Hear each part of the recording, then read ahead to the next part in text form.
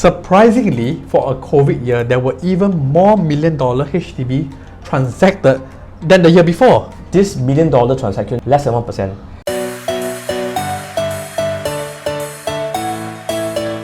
Hi, welcome to our new series of HDB Top 10, where we're showing you interesting top 10 questions or topics that most HDB buyers or owners would like to know. I'm very sure that at the end of this video, you will come away with a lot more HDB knowledge.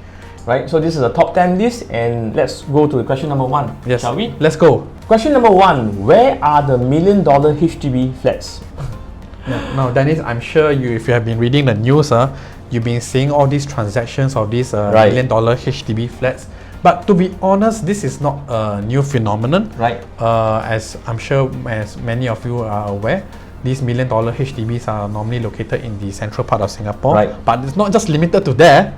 Okay, but most of them are over in that area. Is that correct, Dennis? I think lately there's a lot of newspaper that publish that, wow, a lot of million-dollar flats. But just a word of caution, they are still the minority among all the transacted HDB flats. So likely less than 1%. Okay, let's go for some stats.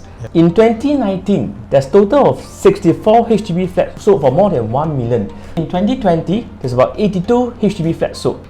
So for this year, 2021, for the first 2 months, we saw 36 transactions. So this is quite a lot, and that's why it's capturing a lot of public attention, including the government attention, and a lot of people are asking, should there be more cooling measures to cool down the markets? What do you think, Manuel? Well, I think it's even, looking at these statistics, is even more remarkable considering the fact that last year, Dennis, was the COVID year. And as you can see from the stat over here, right. Surprisingly, for a COVID year, there were even more million-dollar HDB transacted than the year before, which was at 64 units. Yep. Now, my take on this is basically that the buying mentality of a lot of buyers have changed already over time, because it used to be that people were shocked and outraged that how can a public housing cost over $1 million, but gradually and slowly people have come to accept that if I were to take into consideration certain attributes, like for example view, which you can definitely find at the Pinnacle at Duxton, also location, and you put all these different things together, and sometimes the uniqueness of the product. For example, the executive maisonette sold at the Toei. That's right. Yeah. So all these things come together and what make the buyer feel that, hey, that $1 million is actually worth it. That's right. I think there's a good side and bad side for this. So on the bad side first, right, is that most people should probably think that why would the HDB cross a $1 million mark? Okay, just for the record purpose, right, first property that crosses a $1 million mark was in July 2012, executive apartment in Queenstown. So that was in 2012.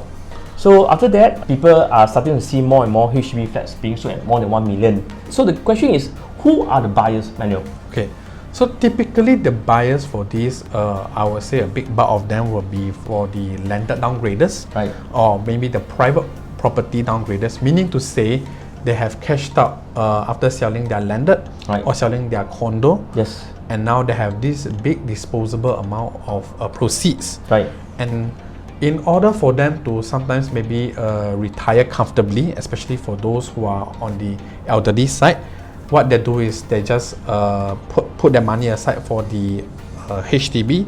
Sometimes they may be able to pay in full cash. Not surprising, right, actually, especially if they are landed downgraders. Right. And then after that, they also take into consideration the fact that for HDB flats, the cost of maintenance is normally on the lower side as compared to maintaining a landed or maintaining a condo. So keeping all this into consideration, and also the fact that most of these $1 million HDBs, they are in a very good location. For example, Pinnacle at Duxton would be a very good example. Right. Okay. It's in the literally in the CBD area. Right. It's near to everywhere. If you're driving, even if you're not driving, you can easily walk to maybe Tanjong Pagar station if you would like to also. So all these things come into play when making a decision. Right. What other kind of group of buyers, Dennis, you think will be more inclined to go for this $1 million HDB?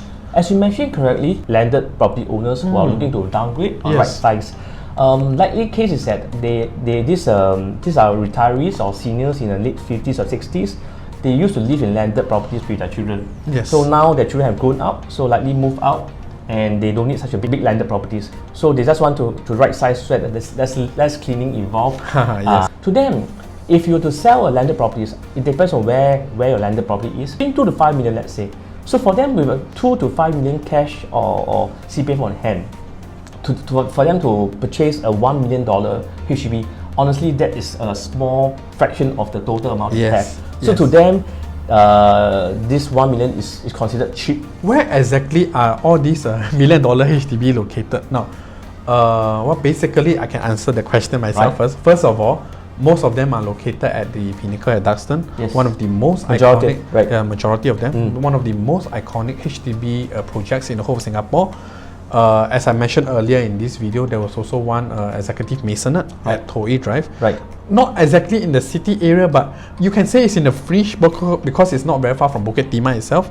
And also DBSS project in Bishan itself. I think beside, you mentioned about the Pinnacle, those just MOP recently, that's at Dawson. Yes, Skyview at Dawson and Sky Terrace. These are the very tall, very contemporary looking HDB. That particular estate, Dennis, is on the topic of for a lot of young couples who want to buy something very high rise, iconic architecture, and also not very far from the city actually. So after this topic, right, I think a lot of viewers will be asking, hey, can I sell my HDB for $1 million? If you want your HDB to be sold at $1 million or above, you have to have some qualities that these buyers want.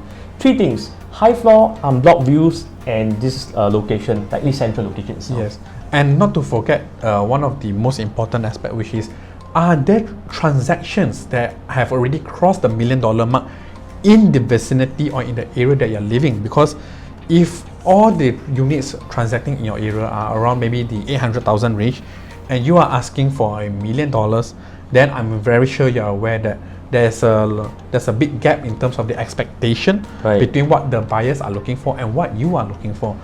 So you have to really make sure that you check the transactions in your area first before you can ascertain whether the flat that you're living in can command that $1 million price tag.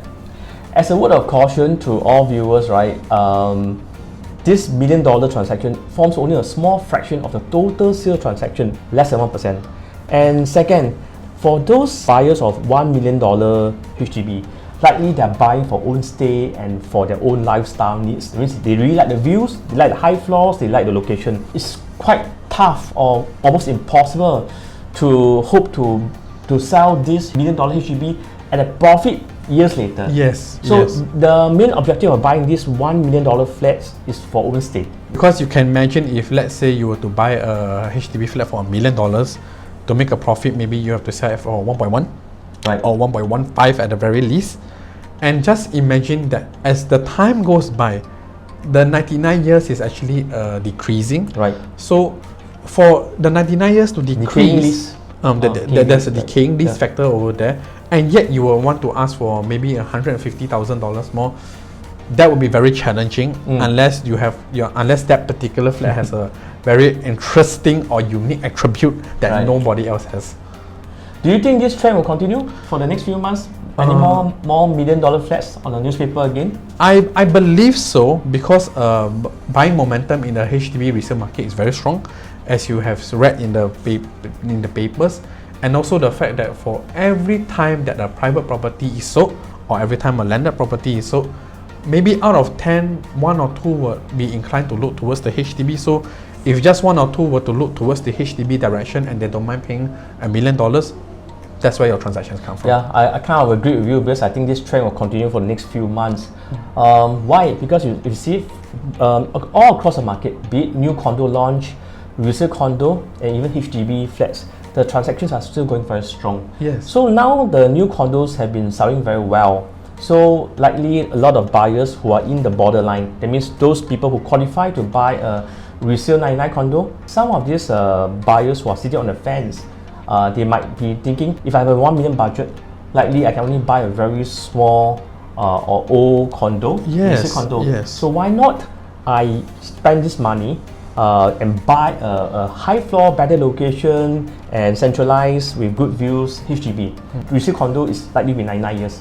and this $1 million HDB also 99 years. So this will be a likely substitute for them when the new resale condo prices get too high. Yes, that's actually a very good macro view of the topic, Right. Dennis, because the fact is that what $1 million can get you now versus what $1 million can get you 15 years ago has completely changed. Right. Because $1 million 15 years ago, Dennis, can probably get you like maybe like a city area 1 bedroom easily, Yep. or maybe in the outskirts in a suburban area a 3-bedder easily. Yep. But these days, Dennis, for especially if you're talking about new launch condos, $1 million can maybe get you a studio in the city area. Times have changed, so looking at that, it sometimes maybe makes sense more for the buyers to go towards the HDB direction if they have $1 million budget. Yep. Yeah. HDB, as the government policy applies, is more for own stay and not for speculation. Yes. So $1 million HDB is not the norm; it's a minority. Yes. So stay calm and